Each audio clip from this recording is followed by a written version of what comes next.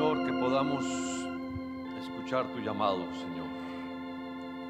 Oh, ven conmigo, mi amada. Oh, danos oídos abiertos. Oh, por favor, Señor. Gracias, Cristo. Amén. Amén. Pueden sentarse, hermanos.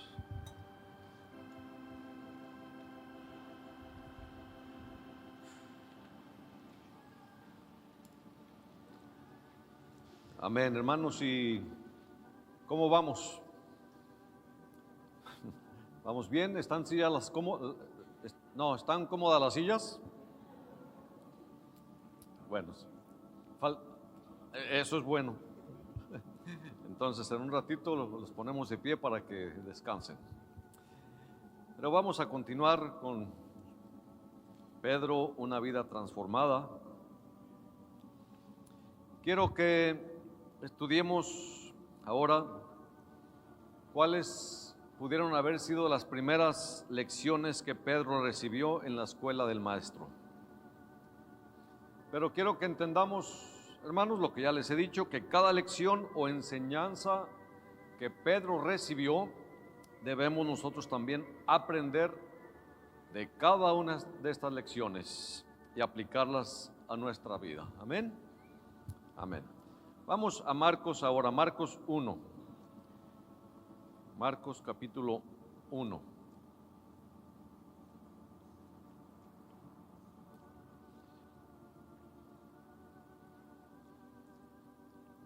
El versículo 21. Dice, y entraron en Capernaum, y los días de reposo, entrando en la sinagoga, enseñaba.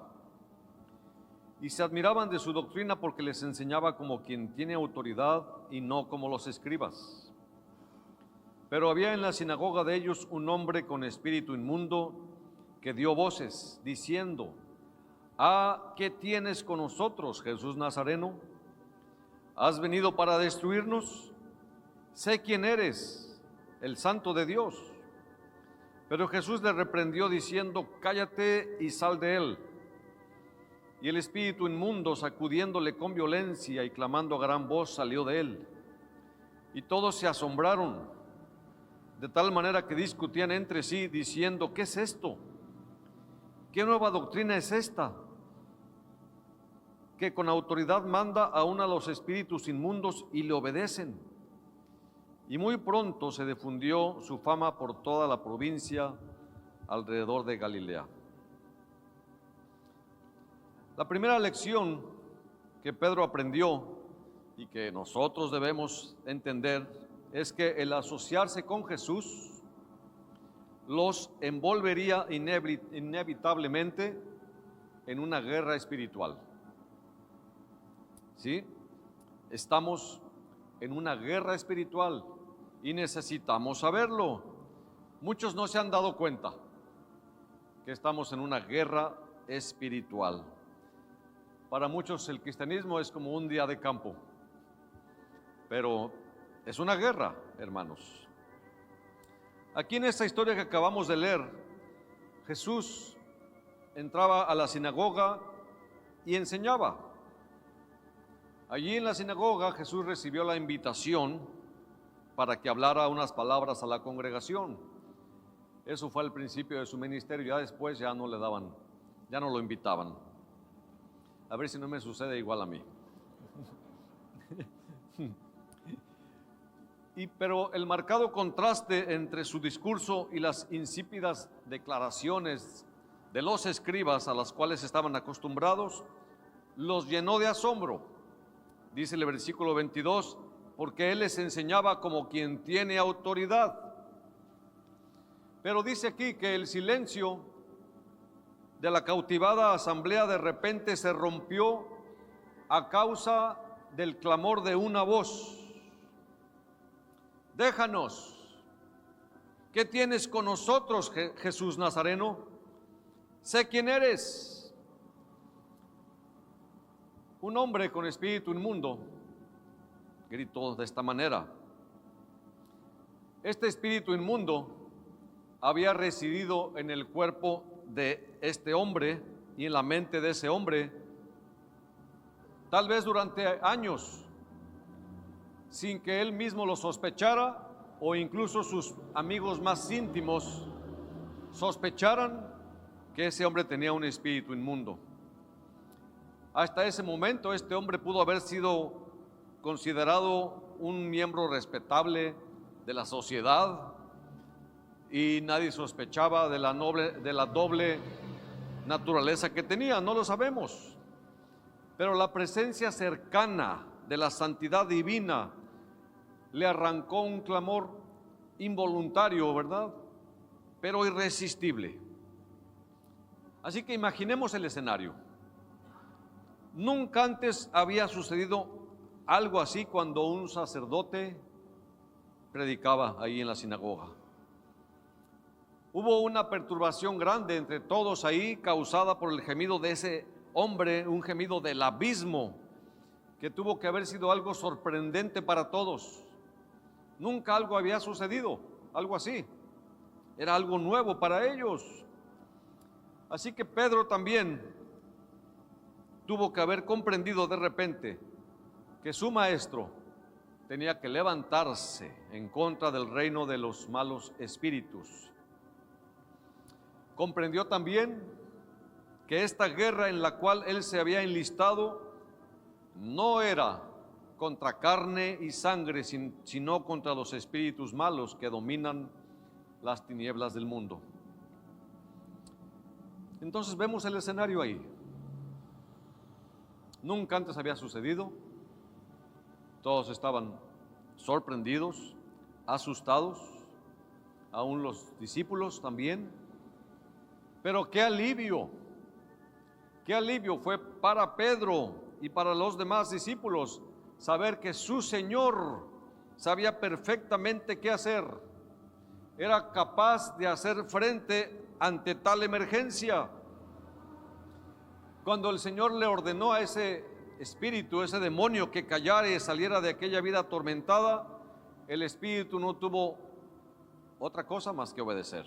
No podía hacer otra cosa más que obedecer esa voz de Dios con esa autoridad, aunque le provocó convulsiones a su víctima y a la vez se clamaba con voz alta y aterradora, él tuvo que salir. Así que todos estaban asombrados, también los discípulos. O sea, fue una escena nueva, una escena sorprendente para todos, también para Pedro. Pedro pudo ver como cuando un rayo en la noche ilumina, él pudo ver esa vislumbre que hay un mundo inmenso de espíritus malignos. Y también comprendió que esos espíritus malignos se sentirían violentados, perturbados ante cualquier intento de rescatar a sus víctimas.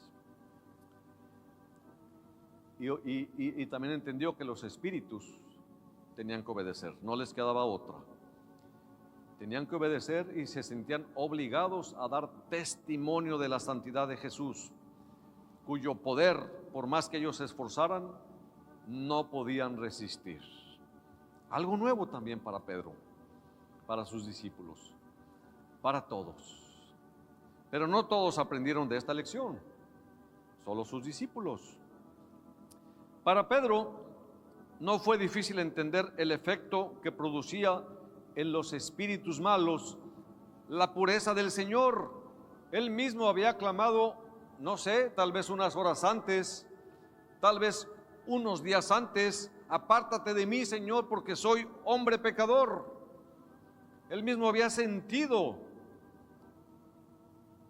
ante la pureza del Señor, había sentido y había levantado ese clamor.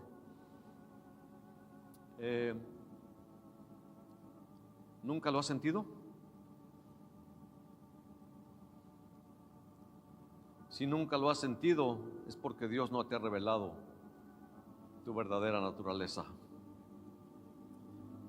Porque ante su pureza, ante su santidad, también nosotros gemimos igual: Señor, lávame, límpiame para poder estar en tu presencia, Señor. Porque dice la Escritura que ninguna cosa inmunda entrará a la presencia del Señor. Y David mismo se preguntaba, y otras escrituras en Isaías también se preguntan, Señor, ¿quién habitará en el monte santo? ¿Quién habitará en tu tabernáculo? ¿Quién habitará entre las llamas eternas? Pero todo el temor que Pedro sintió cuando él tuvo que clamar, Señor, apártate de mí, dice que un gran temor se apoderó de él. Todo ese temor que había sentido cesó en Pedro al entregar su voluntad para obedecer y haberse sometido a la indiscutible autoridad de Cristo Jesús. Así que, hermanos, imagínense, ¿no? Ellos estaban aprendiendo de Jesús. Ahora, la presencia de Jesús significaba para ellos un gozo indescriptible. Imagínense la emoción, las emociones de Pedro, sus discípulos. Ningún hombre como Jesús, jamás. Era un gozo caminar con Jesús, una gloria ver a Jesús, lo que hacía, escuchar sus palabras, estar en su presencia. El saber que Jesús era capaz de eso y otras cosas era algo indescriptiblemente maravilloso para ellos. Bueno, Él sigue siendo el mismo. Él sigue siendo el mismo. Deberíamos de saber con gozo, con ese indescriptible gozo, que nuestro Jesús es capaz de afrontar cualquier situación en la vida, por más difícil que parezca. Dice la Escritura que para Él, nuestro enemigo más grande, para Él es el más pequeño. Amén. Entonces, en esta lección, también Pedro estaba siendo preparado para su ministerio cuando el Señor los envió diciendo: sanar enfermos, limpiar leprosos, resucitad muertos, echad fuera demonios, y dice, nada os podrá dañar. Pero no solo Pedro estaba siendo preparado. El Señor dijo en Marcos 16:15, y les dijo: ir por todo el mundo y predicar el evangelio a toda criatura. El que creyere y fuere bautizado será salvo, mas el que no creyere será condenado. Y estas señales seguirán a los que creen. A los que creen, hermanos. A los que creen. En mi nombre echarán fuera demonios. Hablarán nuevas lenguas. Tomarán en las manos serpientes. Y si bebiere cosa mortífera, no les hará daño. Sobre los enfermos pondrán sus manos y sanarán. Estas señales seguirán a los que creen. Y alguien podría decir, bueno, pero ninguna de estas señales me ha seguido, y yo sí creo. Tal vez no. Tal vez no crees en la palabra de Dios. Pero, hermanos, nosotros estamos siendo preparados. Hoy estamos en un tiempo de preparación. A veces estamos en el desierto, a veces estamos en el valle. Es un tiempo de preparación. El desierto es un tiempo de preparación. La sequía es un tiempo de preparación. Nosotros estamos siendo preparados para traer liberación a este mundo necesitado. Nosotros, hermanos, viene una cosecha, viene un avivamiento. ¿Y quién va a liderar esa cosecha, hermanos? Nosotros tenemos que prepararnos y el Señor está preparándonos. Otra lección que Pedro aprendió fue la necesidad de bondad en el ministerio. Sigamos leyendo el versículo 29. Al salir de la sinagoga, vinieron a casa de Simón y Andrés, con Jacobo y Juan. Y la suegra de Simón estaba acostada con fiebre, y enseguida le hablaron de ella. Entonces él se acercó y la tomó de la mano y la levantó. E inmediatamente le dejó la fiebre y ella les servía. Fíjense, después de la sorprendente escena de la cual fueron testigos Pedro y Andrés en la sinagoga, el Señor aceptó la invitación de ir a casa de Pedro, en Capernaum. Sin embargo, cuando llegaron a la casa, se enteran que su suegra está enferma con fiebre. De alguna manera eso era algo que iba a echar a perder la visita de aquel día. Pero hermanos, con Cristo, caminando con Cristo, ¿cuál es el problema? ¿Tienes tú algún problema? Caminando con Cristo, ¿cuál es el problema, hermanos? Los incidentes, los inconvenientes se convierten en radiantes recuerdos y experiencias fabulosas y oportunidades para conocer a nuestro Señor, a nuestro Salvador. Así que dice el Evangelio de Lucas que ellos le rogaron por ella. Le rogaron, le pidieron que orara por su suegra, pero además de la maravilla de su inmediata recuperación, de tal modo que pudo servirles la suegra, les admiró también la tierna bondad con que Cristo Jesús tomó la mano y la levantó. Ni siquiera imaginaba Pedro que él años más tarde, él haría lo mismo con el cojo en las gradas del templo y con la amada Dorcas en Jope. Él no se imaginaba, pero Pedro estaba aprendiendo de su maestro cómo había que hacer las cosas, cómo se hacen las cosas, aprendiendo de su carácter, del carácter de su maestro, del Señor. El mundo, hermanos, necesita ternura, necesita, sí, recibir fortaleza, pero necesita ternura, hermanos, necesita amor. Se necesita una ternura como la de Cristo para tocar los ojos oscurecidos del ciego, o la carne podrida del leproso, o para levantar la mano caliente de la mujer atacada por la fiebre.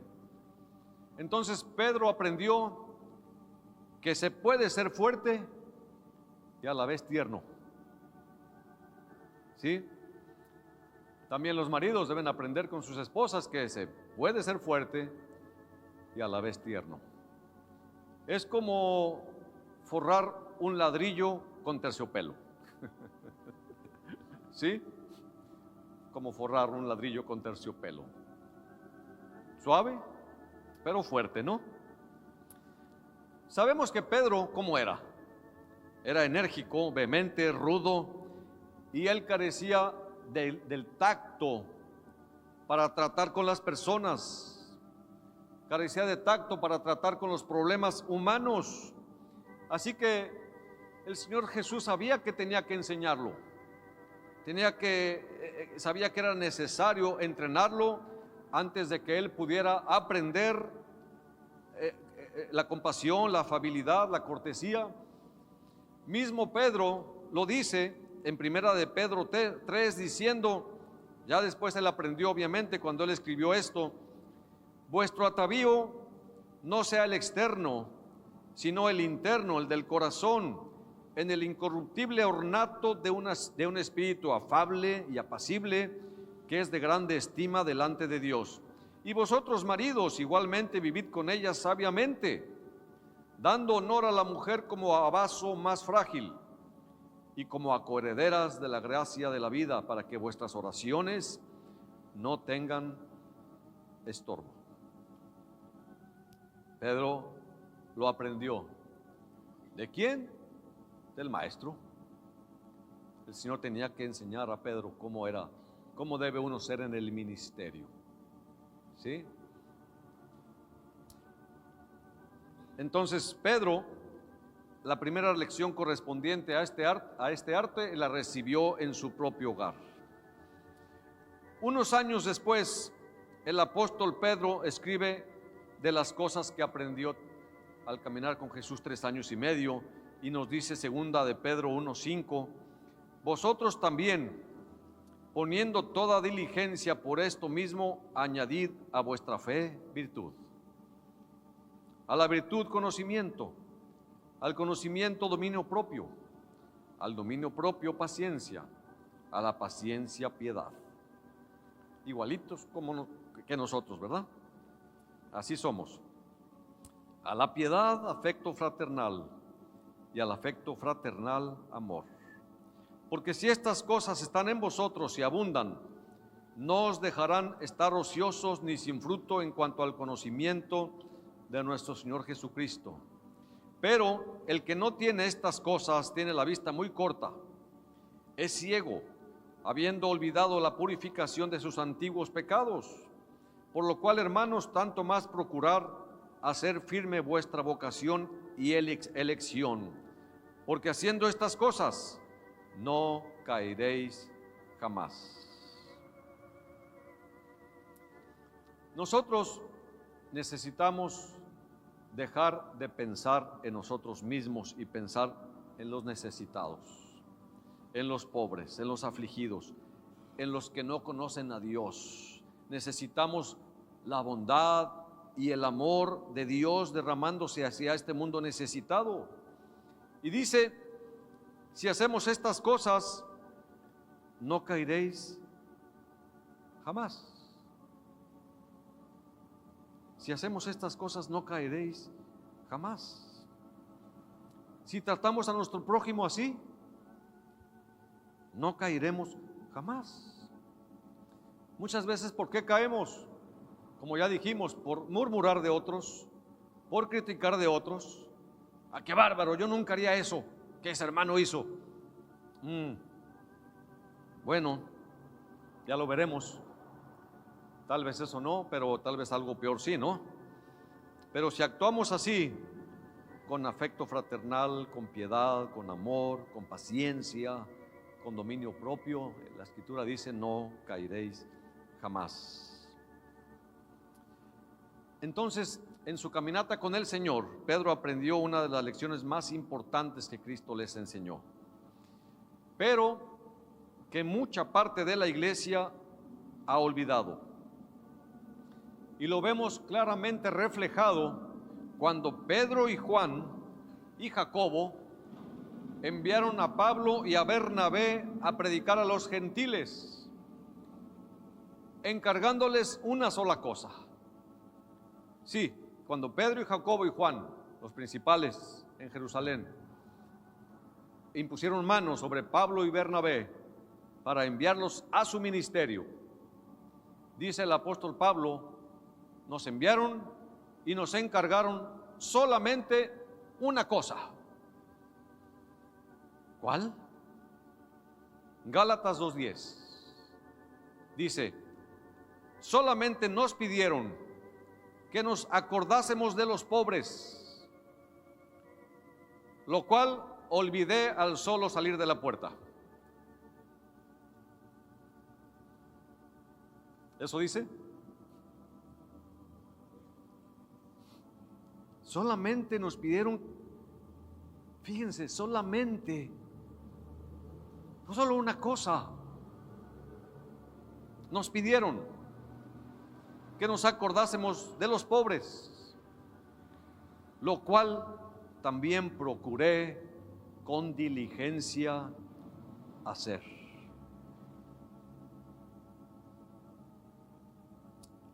Eso mismo el Señor quiere recordarnos a nosotros, hermanos. Que nos acordásemos, que nos acordemos de los pobres. Hermano, yo soy muy pobre. ¿Están oyendo? Acuérdense de mí. ¿Habrá alguien así? Hermanos, creo que todos tenemos algo que dar. Todos. Un taco que dar. Una tlacuya, ¿o cómo? Tlayuda y ayuda también. Algo podemos dar, hermanos. Que nos acordásemos de los pobres. Fíjense, no quiero tomar mucho tiempo en esto, pero sí lo quiero tocar de paso. Hablando de los pobres, solo quiero mencionarles una escritura que prácticamente lo dice todo. Proverbios 19:17. A Jehová presta el que da al pobre, y el bien que ha hecho se lo volverá a pagar. Fíjense, esto es increíble. El que da al pobre, a Dios le está prestando. O sea, nosotros, cualquiera puede prestarle a Dios dinero. Sí, es lo que dice la Escritura. Cualquiera puede darle a Dios un préstamo. Imagínense, darle a Dios un préstamo. ¿Y ahora Dios me debe? Si es un préstamo, quiere decir que ahora Dios está endeudado conmigo. Ahora Dios me debe. Esto es increíble. Y la Escritura no miente, la Escritura es verdad. Y Dios siempre paga sus préstamos. No es como alguno de nosotros, algunos. Él seguramente va a pagarnos, hermanos. O sea, lo que le damos al pobre es un préstamo que le damos a Dios, y como es un préstamo, Él nos lo va a regresar, pero multiplicado, remecido, rebosante. Así es el Señor. Él se asegura de pagar sus deudas. Qué privilegio, ahora el Señor nos debe, y ahora, Señor, te hemos dado un préstamo. Ahora el Banco Celestial me debe dinero. Ahora, el Banco Celestial es un poco diferente a los bancos terrenales. El Banco Celestial no da intereses. No, el Banco Celestial no da intereses. ¿Y saben por qué no da intereses? Porque el Banco Celestial no es tacaño. Cuando uno deposita algo en el Banco Celestial, dice la Escritura que Él da a 30 por 1, a 60 por 1 o a 100 por 1. Es muy diferente al banco terrenal. Hoy en día, si tú depositas en una inversión en el banco, depositas 1,000 pesos, pues el banco, yo no sé ahorita cuánto te dé, pero un 8 o 10% te va a dar anual. Si tú depositas 1,000 pesos, quiere decir que después de un año vas a recibir 80 pesos, 100 pesos de interés. Vas a recibir 1,100 pesos. Así es el banco terrenal. Pero Dios no da intereses. La parábola del sembrador dice que Dios da a 30, a 60 o a 100 por 1. ¿Cómo es eso? Quiere decir que si tú depositas en el Banco Celestial 1,000 pesos, o vas a recibir 30,000, o 60,000, o 100,000. No 100 pesos, como el banco terrenal, 100 pesos de intereses. En el Banco Celestial vas a recibir o 30 por 1. No es como aquel campesino que se pasaba o se cubría de ignorante ¿y usted presta dinero? Sí. ¿A qué interés? Yo presto al 1. ¿Al 1? Sí, o sea, te presto 1 y me das 1. Entonces eso era muy caro. Prestaba al 100%. Bueno, 1 por 1, ¿verdad? Pero Dios da 30 por 1, es diferente, no es el 30%. Es 30 por 1, 3 veces, 30 veces por 1. O 60 por 1, o 100 por 1. Así que sí es buena inversión darle al pobre, porque le estás prestando a Dios y Dios te lo va a pagar mucho más. Otra escritura dice en Proverbios 28-27, el que da al pobre no tendrá pobreza, mas el que aparta sus ojos tendrá muchas maldiciones. Entonces, que el Señor nos ayude, hermanos, a captar la importancia de acordarnos de los pobres y vivir según la verdad, según esta verdad en esta área. Otra lección que Pedro recibió fue una vislumbre de la angustia del mundo.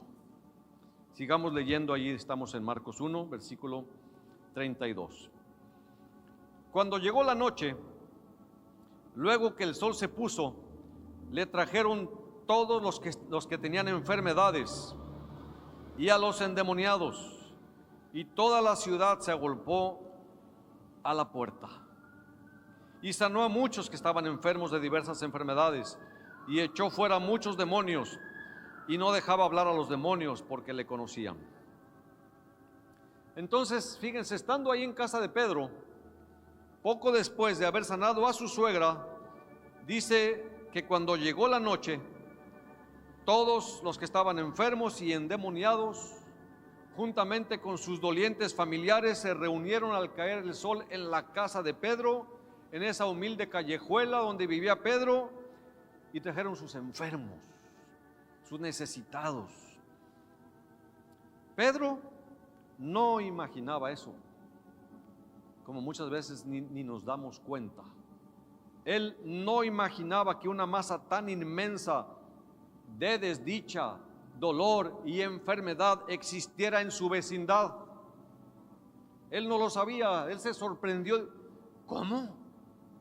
¿De dónde salieron todos estos enfermos, endemoniados, necesitados?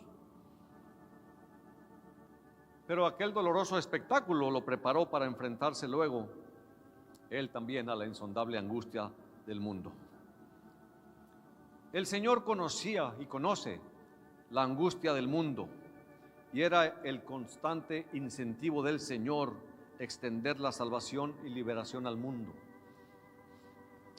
Precisamente el domingo pasado, siempre hay peticiones en el tiempo de oración que tomamos, y hubo muchas peticiones, mucha enfermedad, mucho dolor, mucha angustia. Y yo le dije a mi esposa, sentía una grande carga de tanta necesidad que hay en este mundo, hermanos, pero que muchas veces no lo vemos.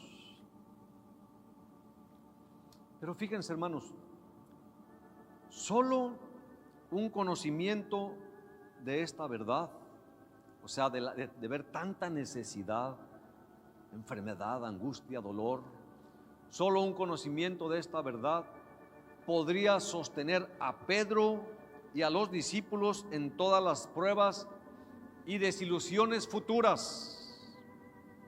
Sí, desilusiones. ¿Quién va a querer extender la salvación a otros cuando lo único que hacen es malentenderte, atacarte y hasta azotarte y hasta encarcelarte?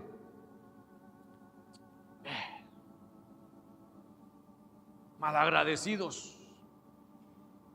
Yo vengo a traer aquí la palabra de Dios, orar por los enfermos, extender el evangelio del reino.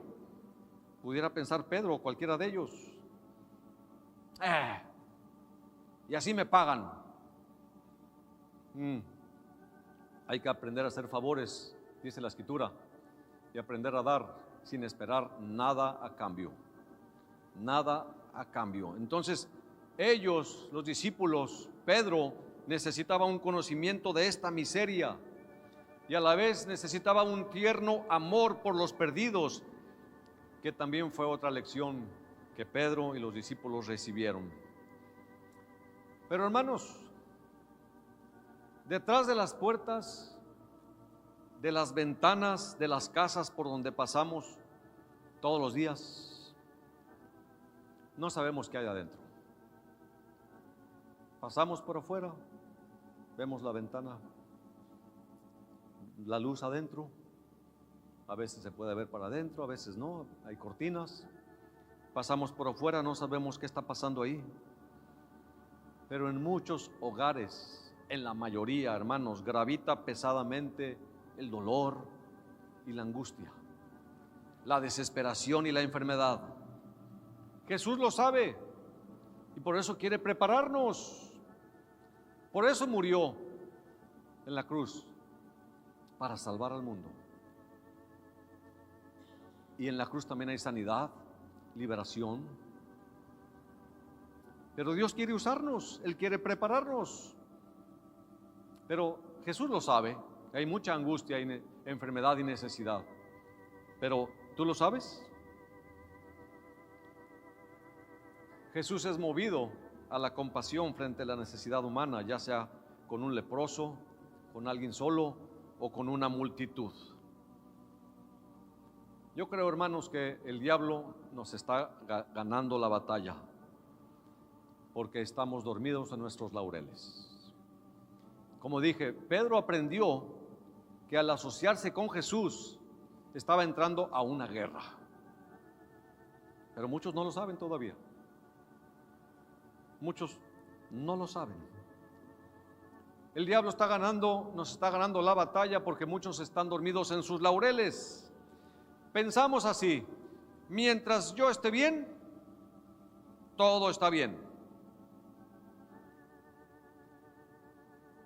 Necesitamos que el Señor quebrante nuestros corazones, hermanos, porque un corazón quebrantado sabe sanar otros corazones.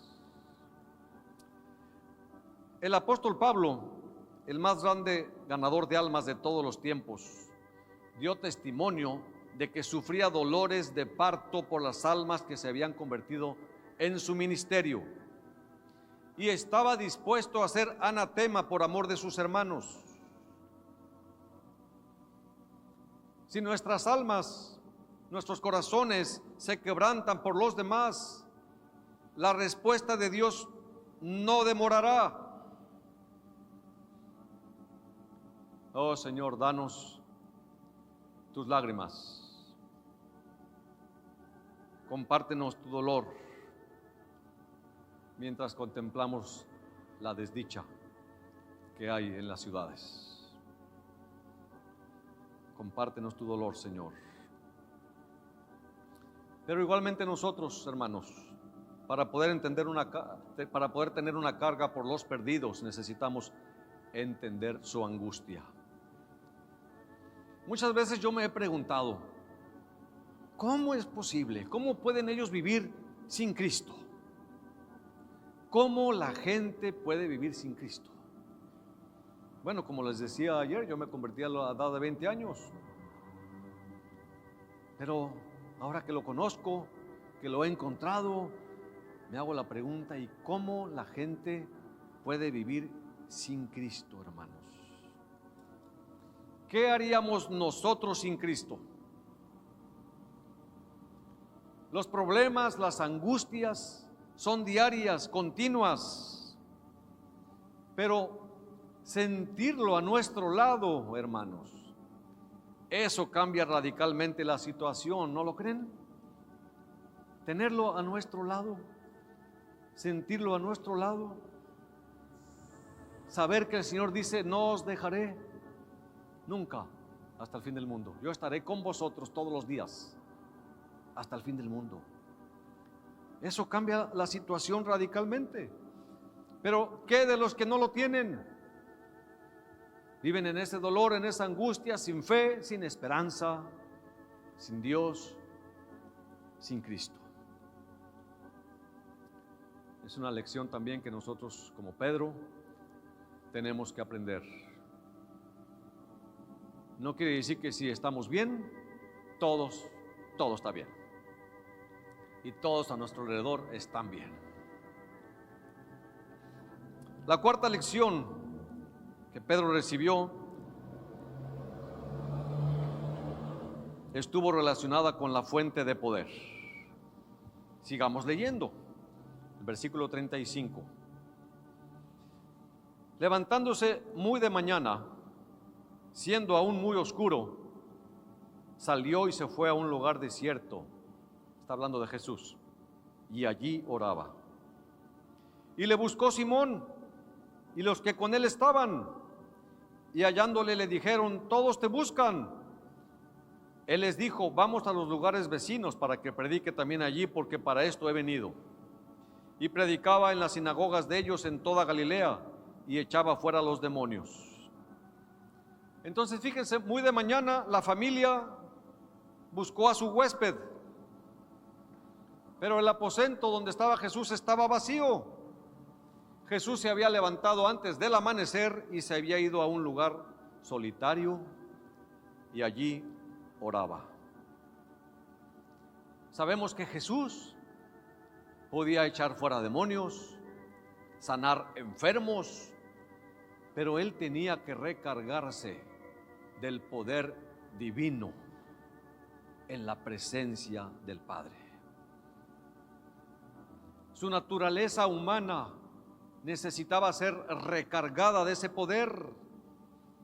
Así que en ese momento era necesario dejar sin atención a algunos necesitados para estar en comunión con el Padre y alimentar su propio espíritu.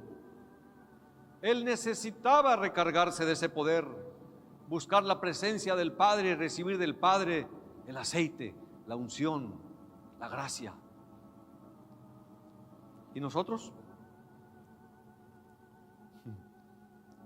¿No lo necesitamos?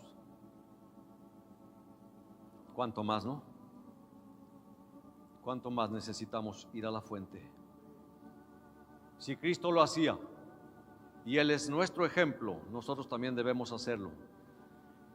Pero hermanos, que entendamos esto, que lo entendamos, necesitamos ir a la fuente, como decíamos en la mañana. Y Pedro nunca olvidó el hábito que aprendió de su maestro, y es un hecho que decidió seguir sus pisadas. El Pentecostés le llegó a él y a los demás en respuesta de haber continuado unánimes en oración y súplica. La oración también le abrió las puertas de la cárcel en la víspera de su propia ejecución. La visión de que el mundo gentil había recibido la purificación por la sangre derramada de Jesús se le dio mientras oraba en la azotea de la casa del curtidor en Jope. Mientras él oraba, William Booth, el fundador del Ejército de Salvación, dijo: ora como si todo dependiera de tu oración. Ora como si todo dependiera de tu oración. Y Santiago dice: la oración eficaz del justo puede mucho. La oración eficaz. Y Jesús dice en Mateo 18:19, otra vez os digo que si dos de vosotros se pusieren de acuerdo en la tierra acerca de cualquiera cosa que pidieren, les será hecho por mi Padre que está en los cielos. Porque donde están dos o tres congregados en mi nombre, allí estoy yo en medio de ellos. Estas señales seguirán a los que creen. Tal vez has creído en Jesús, pero necesitas creer a su palabra también. Estas señales seguirán a los que creen. Pero hermanos, necesitamos ir a la fuente, estar conectados a la fuente para recibir la gracia, la fortaleza y el gozo para continuar hasta el fin de la carrera. El gozo es necesario, hermanos, en nuestras vidas. Y muchas veces el gozo se va por la desobediencia en el corazón, pero el gozo viene por la obediencia. Tal vez tratemos ese punto más adelante. Estas fueron algunas lecciones que Pedro aprendió y que nosotros necesitamos también aprender. Fueron escritas para nosotros, ¿sí? Para la iglesia, para toda la iglesia. Ahora quiero que vayamos ahora a Juan capítulo 6. Juan capítulo 6. Y leamos ahí unos versículos, leamos del 1 al 15. Después de esto, Jesús fue al otro lado del mar de Galilea, el de Tiberias, y le seguía gran multitud porque veían las señales que hacía en los enfermos. Entonces subió Jesús a un monte y se sentó allí con sus discípulos, y estaba cerca la Pascua, la fiesta de los judíos. Y cuando alzó Jesús los ojos y vio que había venido a él gran multitud, dijo a Felipe: ¿de dónde compraremos pan para que coman estos? Pero esto decía para probarle, porque él sabía lo que había de hacer, obviamente. Felipe le respondió: 200 denarios de pan no bastarían para que cada uno de ellos tomase un poco. Uno de sus discípulos, Andrés, hermano de Simón Pedro, le dijo: aquí está un muchacho que tiene 5 panes de cebada y 2 pececillos. ¿Mas qué es esto para tantos? Entonces Jesús dijo: haced recostar la gente. Y había mucha hierba en aquel lugar, y se recostaron como en número de 5,000 varones.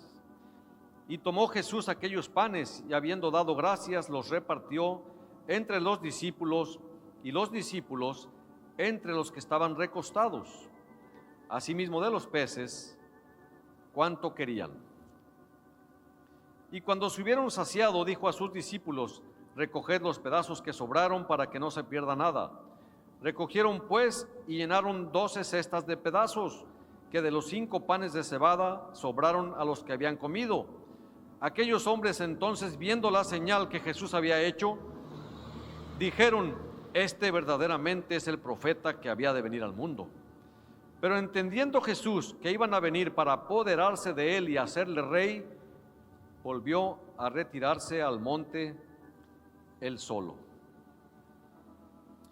Otro milagro que Pedro y los discípulos vieron fue la multiplicación de los panes. Aquí Jesús alimentó a 5,000 personas, sin contar mujeres y niños. Pero dice el versículo 15, que entendiendo Jesús que iban a venir para apoderarse de él y hacerle rey, volvió a retirarse al monte él solo. Vemos aquí que la multitud quería apoderarse de él para hacerle rey. Pero Jesús no estaba allí para nada de eso. Él no. Él ya había luchado contra eso en el desierto, cuando el diablo le habría ofrecido todos los reinos de este mundo y la gloria de ellos, si tan solo me adoraras. El Señor ya había vencido esa tentación. Así que de esa posición no se desviaría el Señor ni siquiera una milésima. Los reinos de este mundo jamás llegarían a ser suyos por la fuerza, sino por el precio de la agonía, de la cruz, de la pasión y la muerte en el Calvario. Sigamos leyendo en el versículo 16. Al anochecer, descendieron sus discípulos al mar, y entrando en una barca iban cruzando el mar hacia Capernaum. Estaba ya oscuro y Jesús no había venido a ellos, y se levantaba el mar con un gran viento que soplaba. Cuando habían remado como 25 o 30 estadios, vieron a Jesús que andaba sobre el mar y se acercaba a la barca, y tuvieron miedo. Mas él les dijo: yo soy, no temáis. Ellos entonces con gusto le recibieron en la barca, la cual llegó enseguida a la tierra, a donde iban. Entonces dice que al anochecer de ese mismo día subieron a la barca para ir a Capernaum, y se levantaba el mar con un viento recio que soplaba. Había una tormenta, pero esa tormenta, hermanos, no era nada en comparación con la tormenta que vendría al día siguiente. Una crisis se le venía al Señor. La multitud que lo rodeaba solo lo buscaba para vivir de la abundancia de él, y pensaban explotarlo para satisfacer los deseos de independencia y de venganza contra los romanos. Ellos veían en Jesús la oportunidad de hacerlo rey y de librarse de los romanos.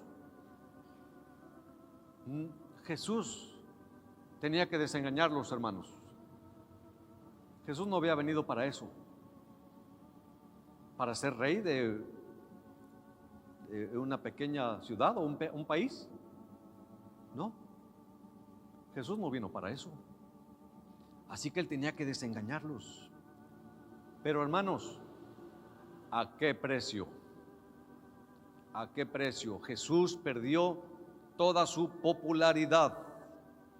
Pero si no lo hubiera hecho así, ellos hubieran echado a perder su gran propósito de redención y lo convertirían en un instrumento de un partido político. Entonces, por la mañana haría unas declaraciones relacionadas con la naturaleza espiritual de su reino, de tal modo que apagaran esas chispas incendiarias de revolución y de venganza. Tenía que librar a sus seguidores de esa mentalidad terrenal y hacerles claro que su propósito iba más allá que llegar a ser tan solo el rey en ese tiempo y en esa localidad. Algo que por ahora Pedro ni los demás podían entender. Y Jesús sabía que eso costaría mucho, pero no había otra alternativa. No había otra alternativa. Jesús tenía que hacerlo. Entonces, a la mañana siguiente, el tumulto del día anterior estaba allí. Nuestro Señor se había apartado la noche anterior para recibir del Padre la guianza y la sabiduría y la fuerza para desengañarlos. Y Él les expuso una enseñanza que cambiaría el tenor de toda su carrera. No estoy exagerando.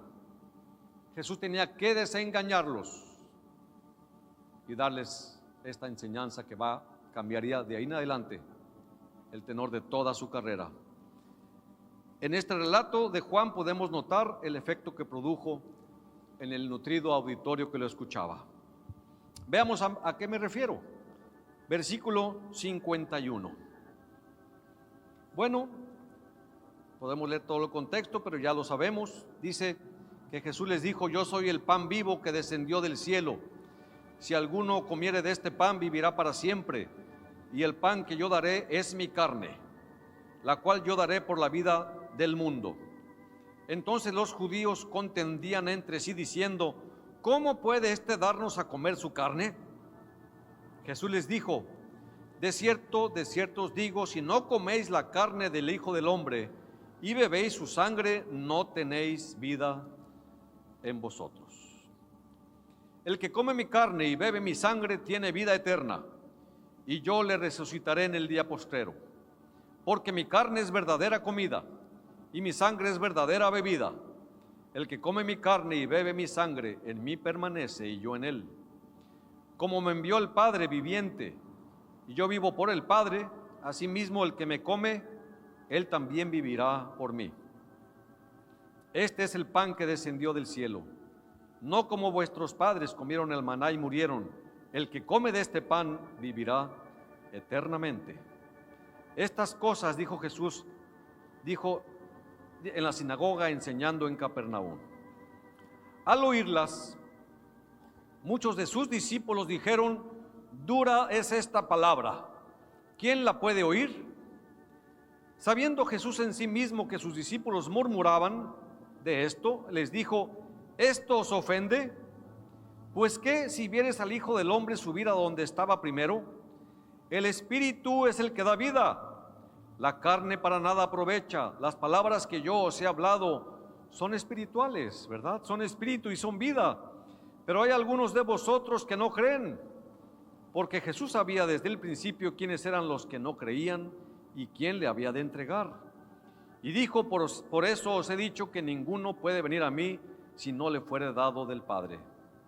Desde entonces, muchos de sus discípulos volvieron atrás y ya no andaban con él. Fíjense entonces, dice que contendían entre sí acerca de las palabras de Jesús.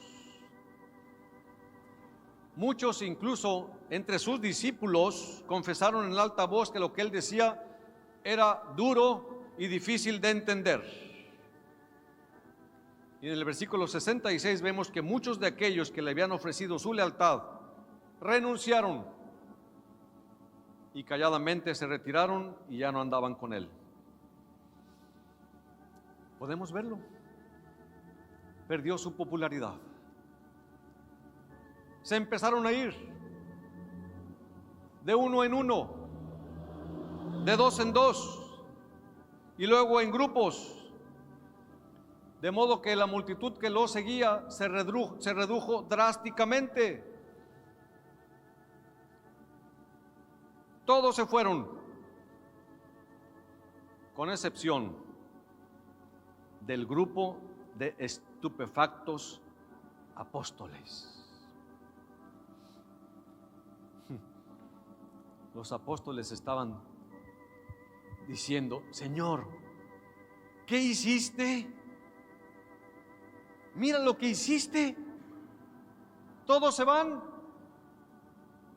Oh no, acabas de echar a perder tu ministerio, Señor. Estaban estupefactos. Fueron testigos con mucho dolor de la destrucción de la popularidad de Jesús y de la destrucción también de las ambiciones que ellos mismos tenían. Ellos tenían sus ambiciones. Estaban estupefactos los apóstoles. ¿Qué estarían pensando, no? Oh no, ¿qué hiciste, Señor? Pero lo que sigue no se lo esperaban. El Señor se dirigió a ellos y les hizo una pregunta. Versículo 67. Dijo entonces Jesús a los 12: ¿queréis acaso iros también vosotros? Adelante. Adelante. Pero hermanos, Pedro, sin vacilar,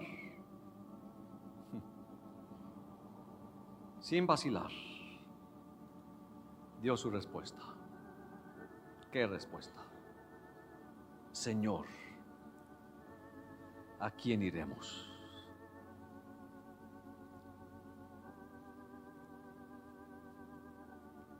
¿A quién iremos?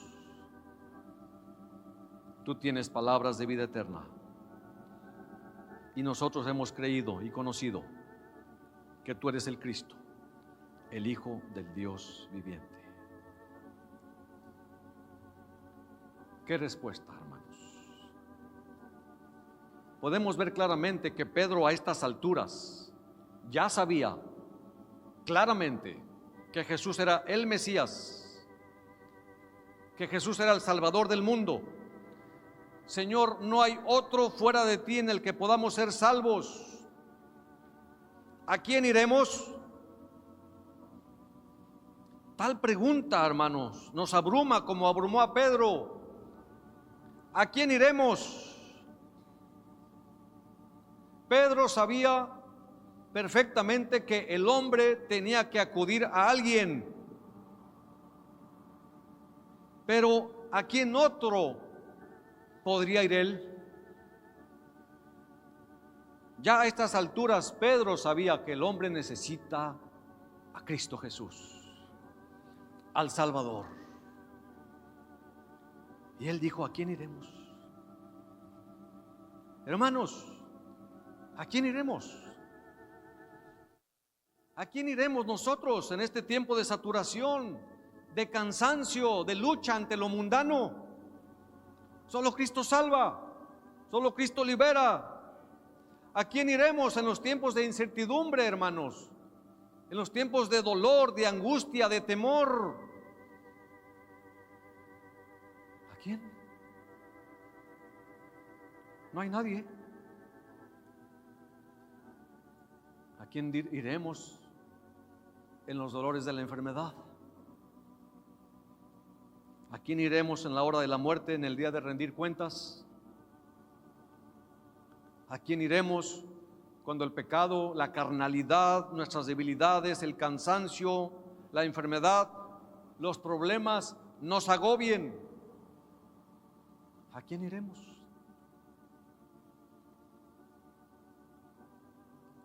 Solo Cristo salva. Pero hermanos, yo les pregunto, la pregunta es ¿a quién iremos? Pero yo les pregunto, ¿has aprendido a ir a Jesús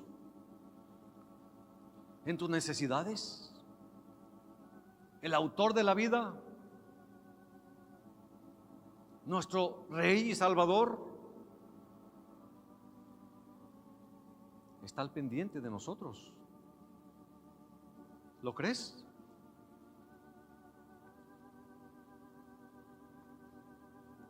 ¿A quién iremos al darnos cuenta que nuestra alma está negra de suciedad, de maldad, de pecado? ¿Quién nos limpiará? ¿Quién nos salvará? No, hermanos, sin Él no hay esperanza. Pero hermanos, la buena noticia es que sí la hay. Tenemos a Jesús, tenemos a Cristo. Podemos acudir a Él para purificarnos del pecado. Y dice la Escritura que si nuestros pecados son como la grana, quedarán como la blanca lana.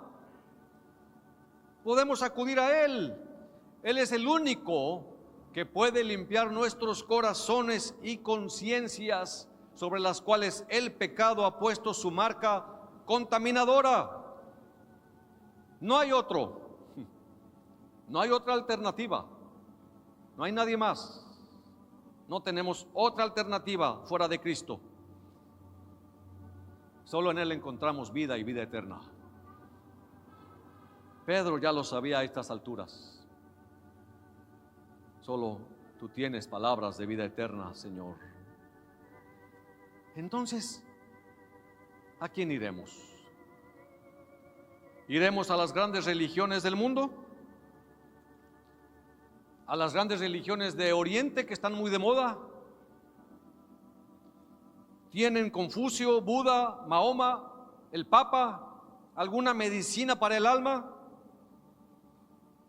¿Podemos encontrar con alguno de ellos el perdón, la paz, la purificación, la salvación eterna? ¿Iremos a los grandes filósofos del mundo? ¿Psicólogos?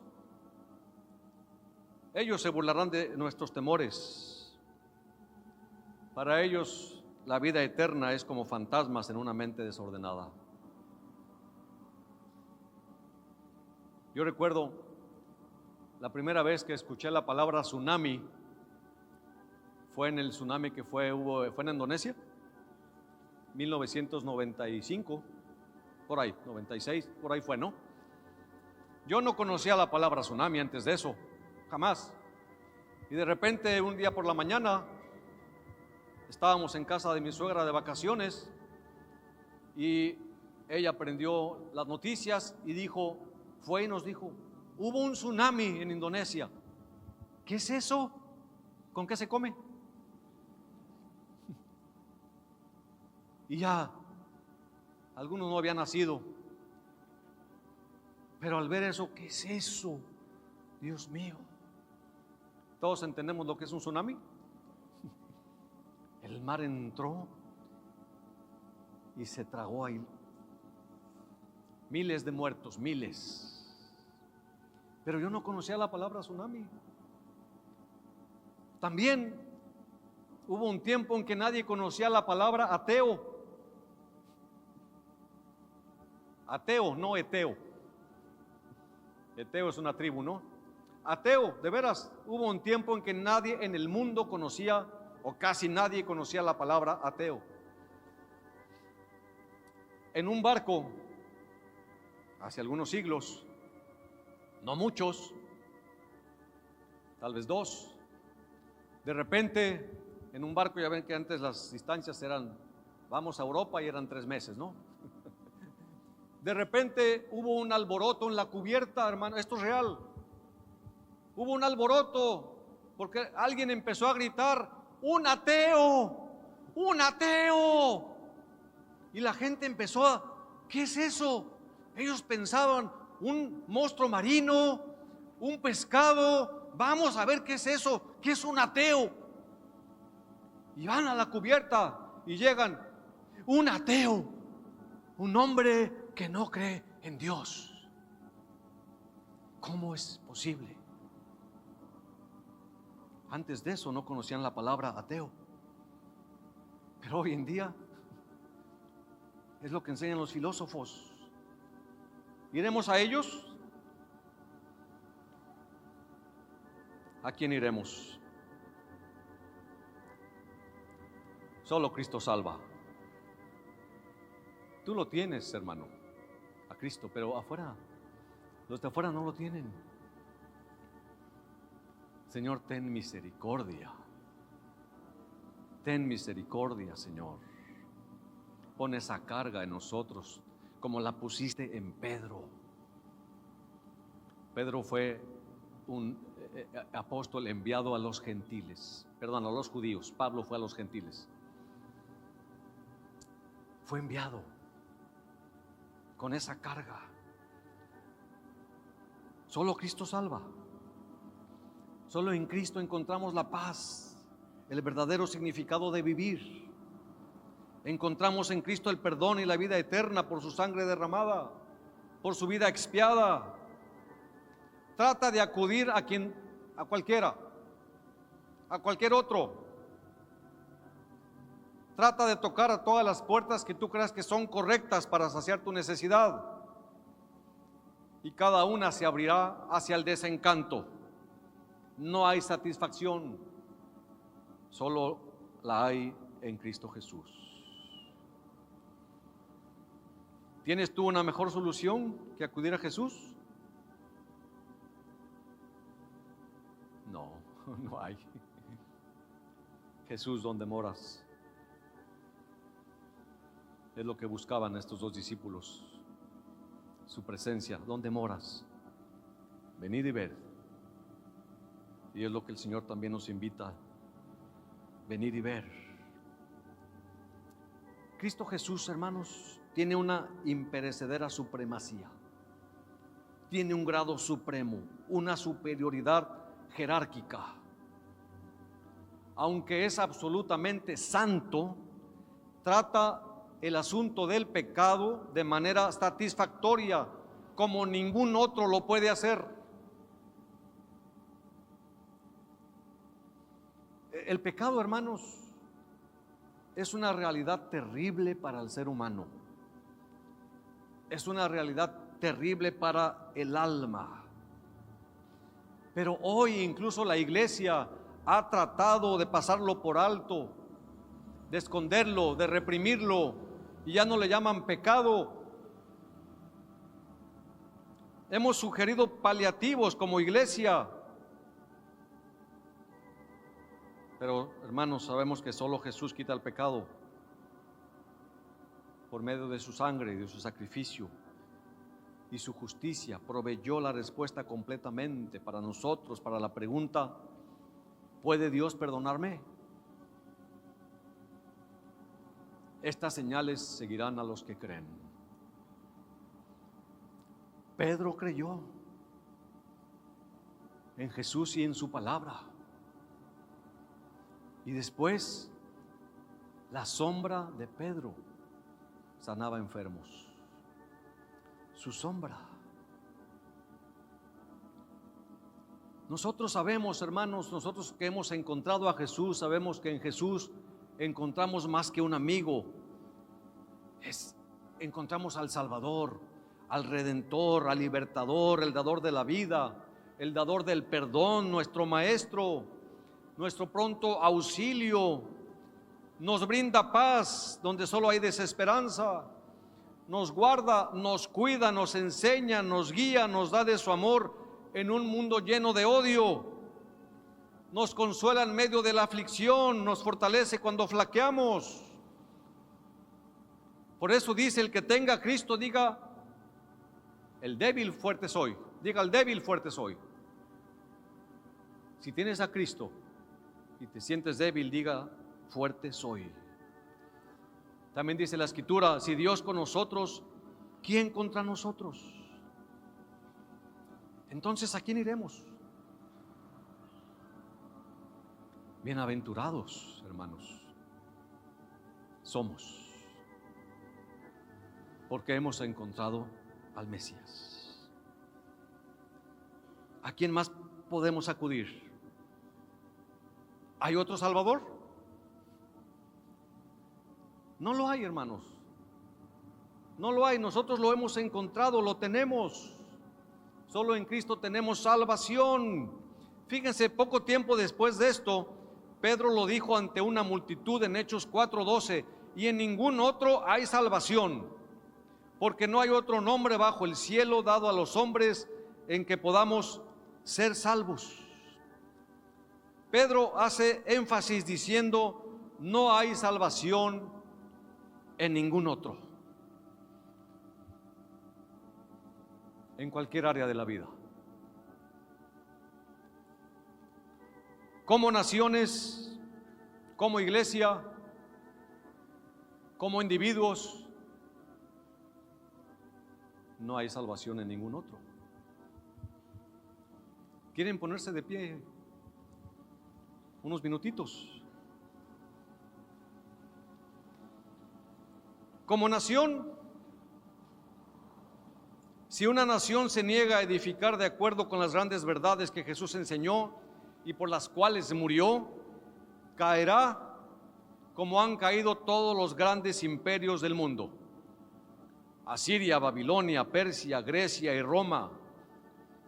Como ha caído el Reino Unido, como está cayendo los Estados Unidos. La única esperanza de salvación para las naciones es que sea edificada de arriba abajo con el Evangelio de Jesucristo. Pero su reino viene, hermanos, y las naciones serán edificadas por medio de su palabra, de su reino.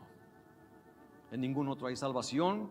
En el sentido eclesiástico, como iglesia, la iglesia que cambia una comunión vital con Jesucristo por las fórmulas doctrinales, por la grandeza, el esplendor, la riqueza, puede que disfrute un tiempo de éxito, de popularidad, pero ese éxito no va a perdurar, hermanos. La única salvación para la iglesia es la comunión con Jesucristo. Como individuos, en ningún otro hay salvación. Como individuos, miren, todos construimos desde la niñez. ¿Quién no ha construido alguna vez castillos en la arena o casitas de madera? Cuando tenemos más edad, construimos de manera diferente. Queremos construir nuestro futuro, estudiando, haciendo negocios, construyendo nuestras propias vidas. Pero el problema es que la construcción de muchos desecha a Cristo. Creen que pueden arreglárselas sin Él. Es lo que creen. Pero obviamente no van a terminar bien. Puede ser que al principio tengan éxito, pero no van a terminar bien. Por un tiempo puede florecer y crecer, pero pasa el viento sobre ellos y se marchitan. Pero ¿qué dice la Escritura? El que hace la voluntad de Dios permanece para siempre. Para siempre. Bien dijo el apóstol Pedro: en ningún otro hay salvación. Imposible edificar una vida terrenal sin Él. Imposible edificar una vida eterna sin Él.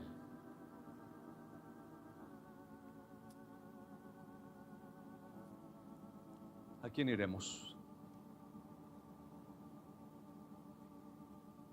Niño, joven, adulto, no hay, en ningún otro hay salvación. Sigue a Jesús. Sigue a Jesús, cueste lo que cueste, porque en ningún otro hay salvación. Siéntense, porque quiero que veamos un último punto.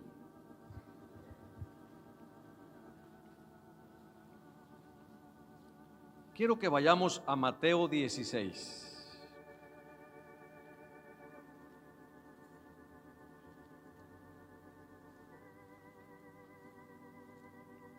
Mateo 16.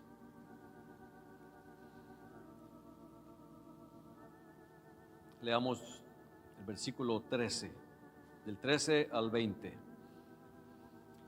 Viniendo Jesús a la región de Cesarea de Filipo, preguntó a sus discípulos diciendo: ¿Quién dicen los hombres que es el Hijo del Hombre?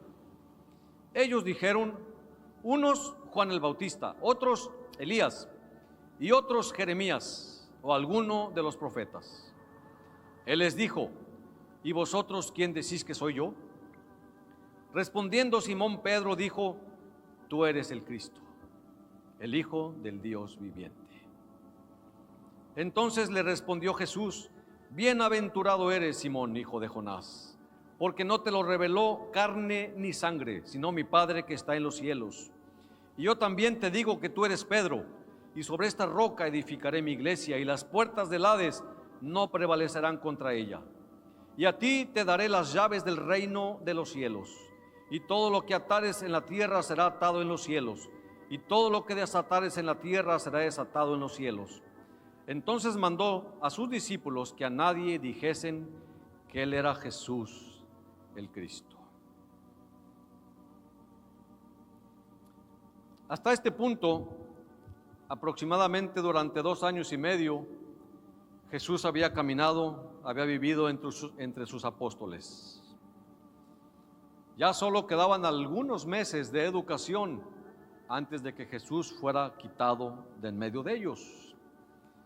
Y Jesús quería estar seguro que sus apóstoles habían descubierto su gloria intrínseca, su gloria como del unigénito del Padre, porque eso serviría como plataforma desde la cual podrían ascender a revelaciones superiores. Entonces Jesús les hace una pregunta: ¿quién dicen los hombres que es el Hijo del Hombre? Vemos que las respuestas fueron diversas. Todos en Israel sabían que Jesús no era un hombre ordinario, pero tenían variados conceptos acerca de él. Algunos, como Herodes, ¿verdad?, vemos que pensaba que Jesús era Juan que había resucitado. Otros, como leímos aquí, decían que era Elías. Otros encontraban un parecido entre Jesús con cosas que hicieron los profetas antiguos.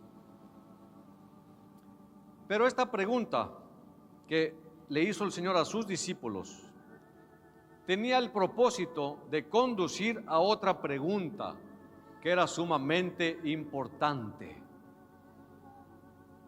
¿Y vosotros quién decís que soy yo? ¿Qué dicen ustedes, hermanos? No quiero que me respondan, van a decir: Jesús es el Salvador, amén, amén. Pero en su vida interior, en su relación, en su caminata, ¿qué dicen vosotros? ¿Vosotros quién decís que soy yo? De labios de Pedro, quien era siempre el vocero de los demás, salió instantáneamente la respuesta enfática y decisiva: tú eres el Cristo, el Hijo del Dios viviente. Miren, hermanos, esto produjo en Jesús un éxtasis. Bienaventurado eres, Simón, hijo de Jonás, porque no te lo reveló carne ni sangre, sino mi Padre que está en los cielos. Nuestro Señor afirma que Pedro era bienaventurado porque había recibido esa revelación de parte del Padre. Bienaventurado eres, Pedro. Y bienaventurados somos nosotros, cada uno de nosotros, si en nosotros ha resplendido Cristo Jesús. Si hemos tenido esa revelación, hermanos, porque sabemos Y si no sabemos, déjenme decirles que esto es un milagro. Es un milagro que Dios ha hecho en los corazones de los que lo hemos recibido. Es un milagro. Muchos quieren o quisieran, pero no han recibido esa revelación. ¿Por qué? Dios lo sabe, tal vez a su tiempo. Somos bienaventurados. Por eso dice la palabra de Dios: ¿cómo escaparemos nosotros si descuidamos una salvación tan grande? La cual, habiendo sido anunciada primeramente por el Señor, nos fue confirmada por los que oyeron. Entre ellos estaba Pedro, testificando Dios juntamente con ellos con señales y prodigios y diversos milagros y repartimientos del Espíritu Santo según su voluntad.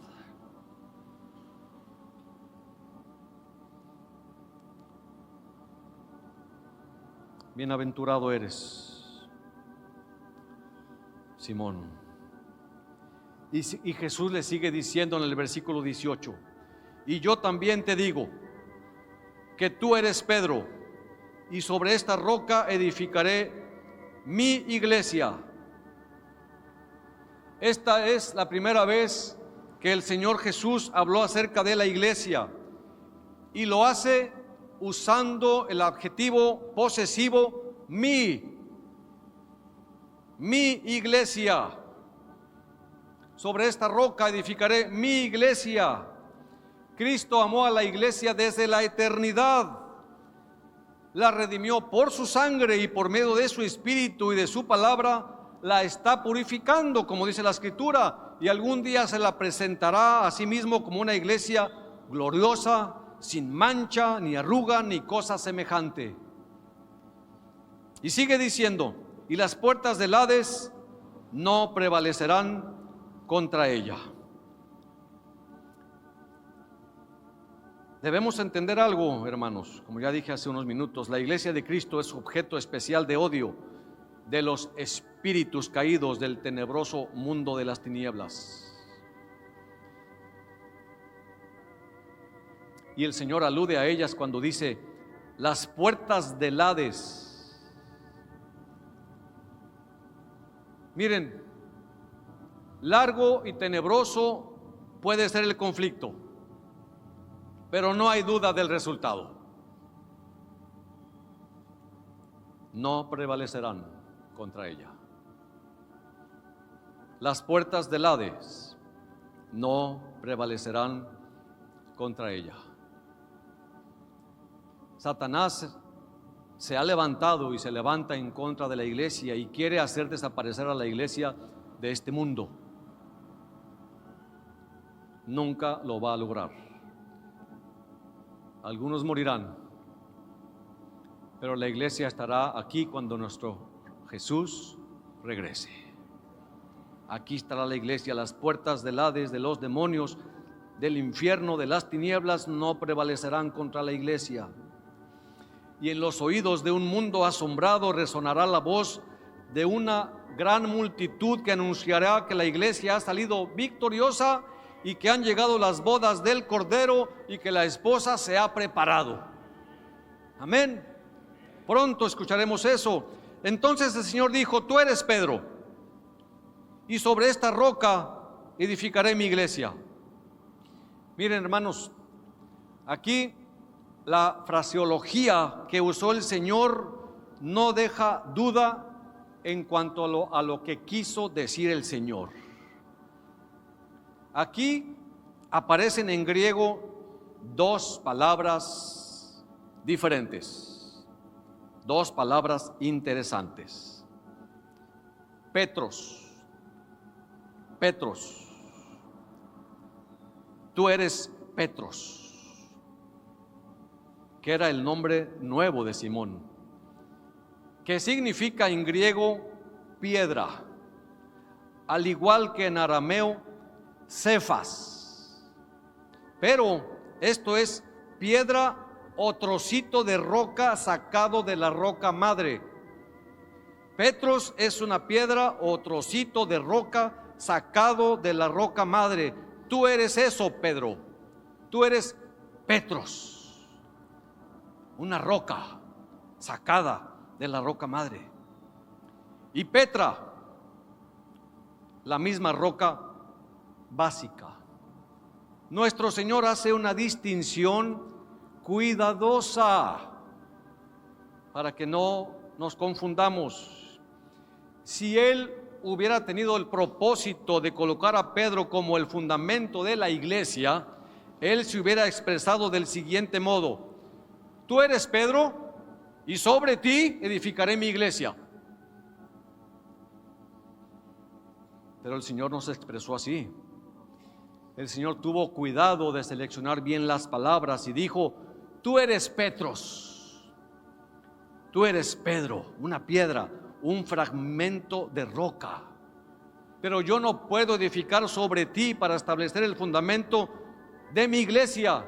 Tengo que apartarme de Petros a Petra. Tengo que apartarme de un fragmento a la gran verdad. Tú eres Petros, tú eres Pedro, y sobre esta verdad que acabas de mencionar, Cristo, Petra, la roca, el Hijo del Dios viviente, edificaré mi iglesia. Aleluya. Sobre esta roca está fundamentada la iglesia y está fundamentadas nuestras vidas.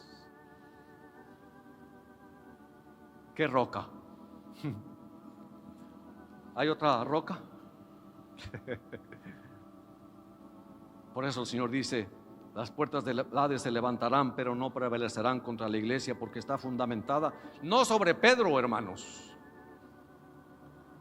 sobre Cristo, sobre Petra.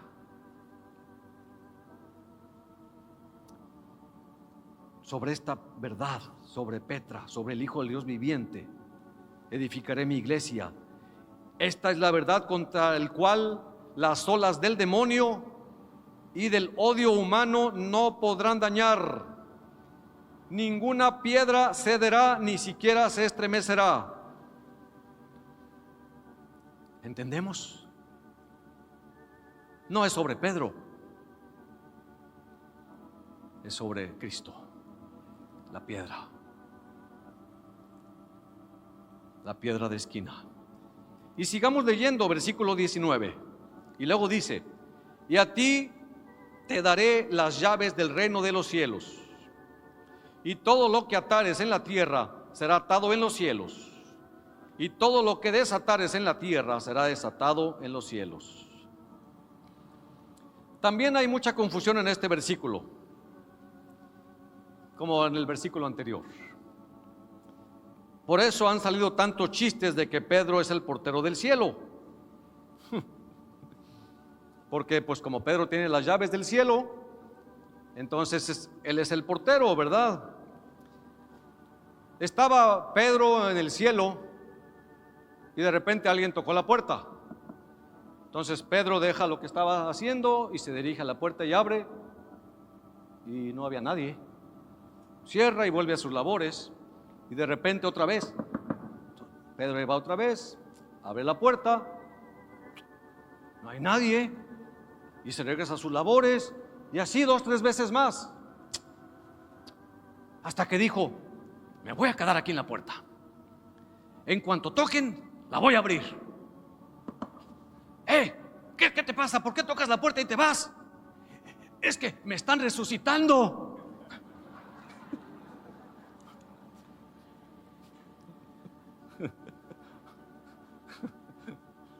Pobre Pedro.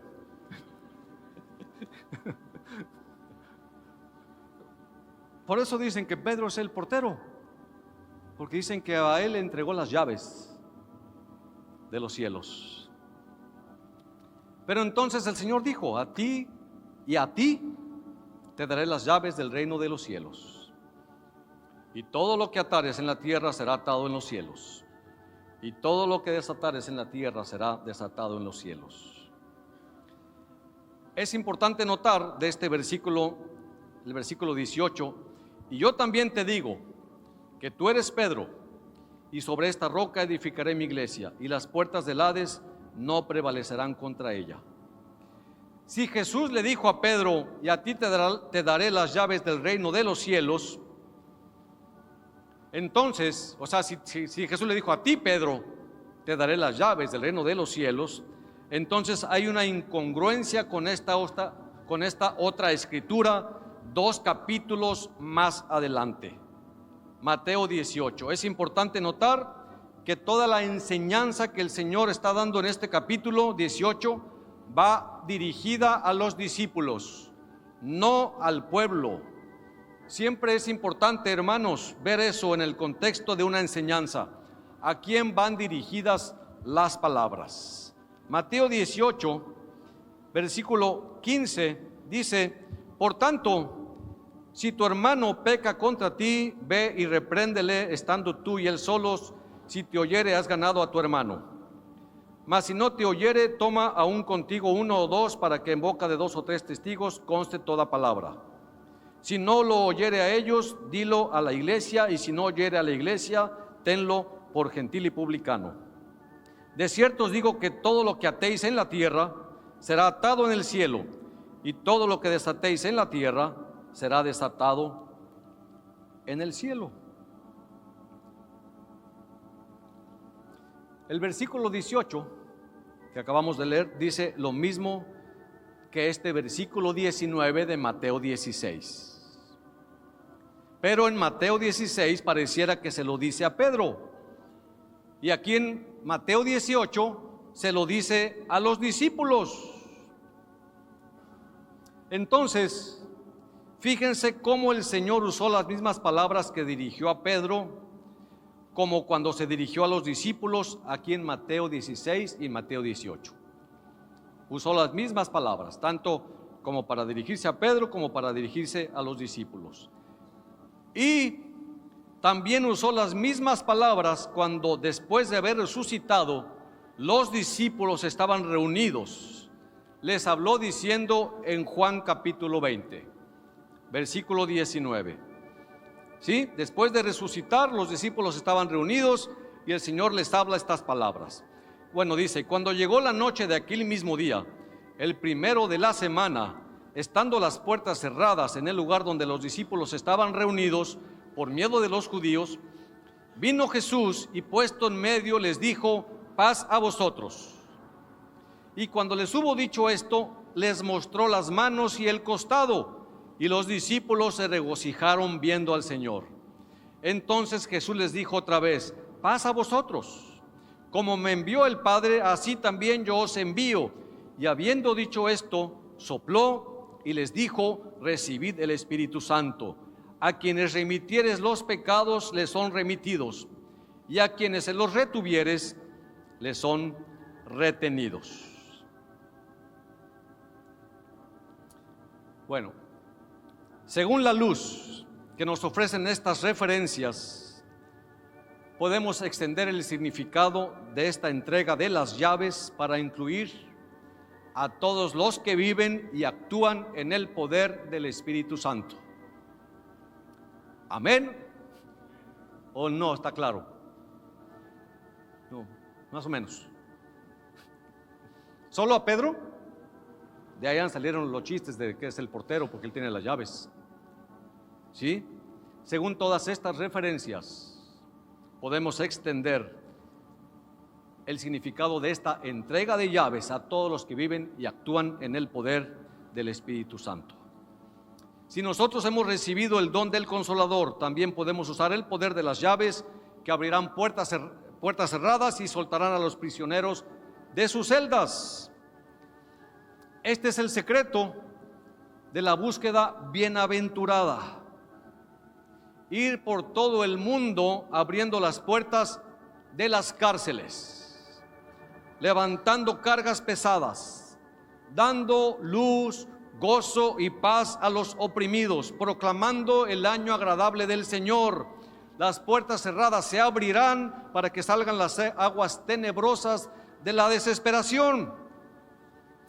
O sea, hermanos, las llaves de la iglesia y el poder de atar y desatar no fueron dadas exclusivamente a Pedro. Fueron dadas a la iglesia que obra a través del poder del Espíritu Santo. Y no se refiere a que lo hagamos de una manera caprichosa. A ti sí te abro y a ti no.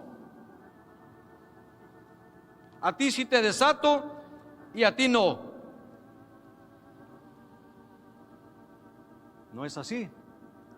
Se refiere a que nosotros, a través del conocimiento y del poder del Espíritu Santo, podemos hacer que los pecados de muchos sean perdonados o sean retenidos. Espero que lo hayamos entendido. Pero, hermanos, nosotros hemos hablado de ir a la fuente, pasar tiempo con Jesús. Nosotros necesitamos venir a la fuente para entender muchas verdades que no son muy claras. La Escritura dice: gloria de Dios es encubrir un asunto, pero honra del rey es escudriñarlo. Miren, como esta Escritura en Romanos 12:20 dice: así que si tu enemigo tuviere hambre, dale de comer; si tuviere sed, dale de beber, pues haciendo esto, ascuas de fuego amontonará su cabeza para que se vaya al infierno. No seas vencido de lo malo, sino vence con el bien el mal. Eso parece, hermanos, es que esta Escritura parece que está diciendo eso.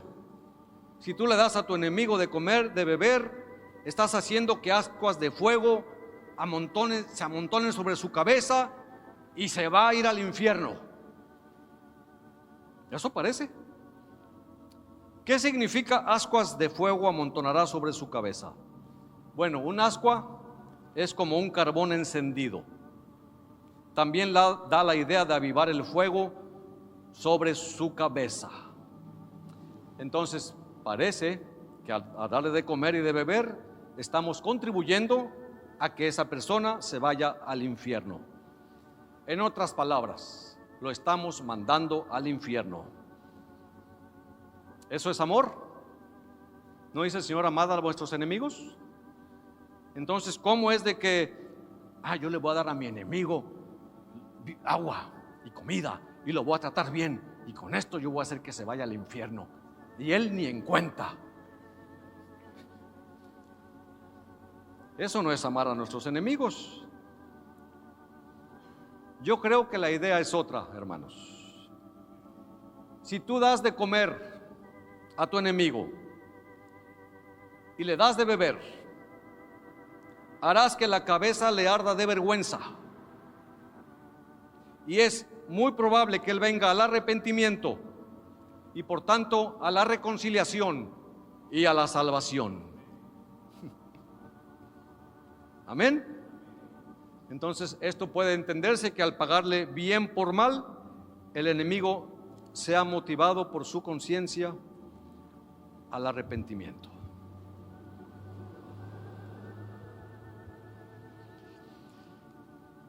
Con esto termino. Solo quiero darles una razón más de por qué necesitamos urgentemente pasar tiempo en la presencia del Señor. Porque necesitamos conocer su amor. Es imprescindible, hermanos, que hoy conozcamos su amor. Sepamos que Él nos ama incondicionalmente. Incondicionalmente. Su amor no se apaga. Miren, hermanos, un hijo puede pagarnos mal. Incluso podemos echarlo de la casa. Pero ¿eso hará que un padre o una madre deje de amarlo? Todos los que somos padres o madres sabemos que no es así. Es importante que sepamos que conozcamos el amor incondicional del Señor debido a lo que Él va a hacer en nuestras vidas. ¿Qué va a hacer? Él va a enviar fuego a su casa para limpiarnos. Él va a enviar fuego a cada vida genuina que está en Cristo Jesús para prepararla para su venida. El fuego va a tocarnos. ¿Y qué vas a decir, Señor? Pero si yo te estoy sirviendo, ¿por qué permites esto en mi vida? Porque te estoy preparando.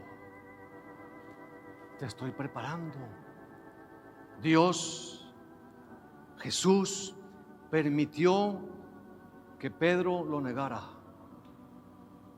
porque lo estaba preparando. Israel en el desierto no entendió esto. Cuando empezaron las pruebas y el fuego, ellos empezaron a quejarse, rebelándose, murmurando en contra de Dios.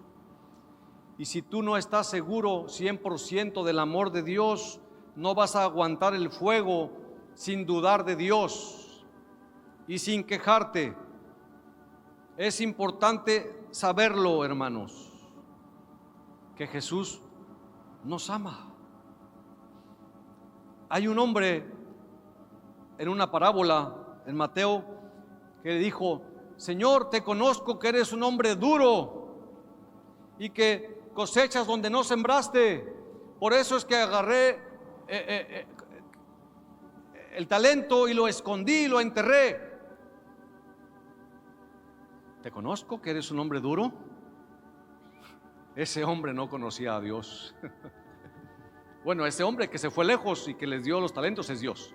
¿Sí? La parábola eso significa. Te conozco que eres un hombre duro. ¿Dios es duro? ¿Es duro, hermanos? Es todo amor. Nuestro Dios es amor.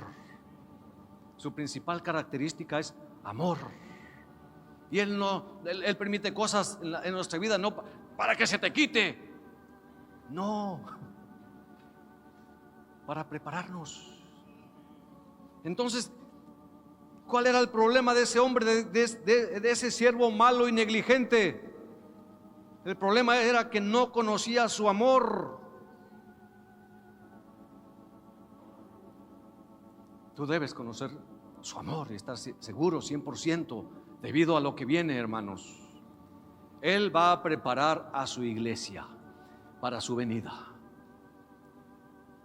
y tiene que meternos en el fuego. Pero si tú no sabes, vas a decir: Señor, ¿qué es esto? Yo no me lo merezco.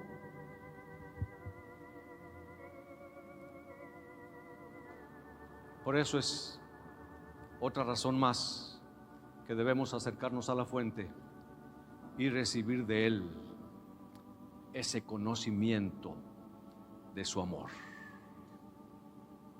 Por lo que vienen pruebas para la iglesia, viene fuego para la iglesia, pero es para prepararla para su venida.